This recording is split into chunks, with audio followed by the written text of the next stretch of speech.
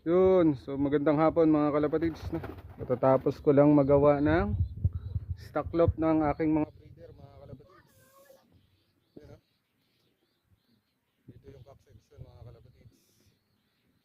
Yung dating stock bird natin mga kalapatids ay nakapataas yan mga kalapatids. Itong steel matting na to nakapatayo yan mga kalapatids, mataas, pero ngayon naglian na lang natin. So mas maganda pa tingnan at cute mga kalapatids na. Dito naman mga kalapatids yung mga hen section natin. Dito yung hen, dito yung cock mga kalapatids. Yun, so pangit nga lang doon sa likod mga kalapatids kung titingnan nyo. Dito ko nagkamali.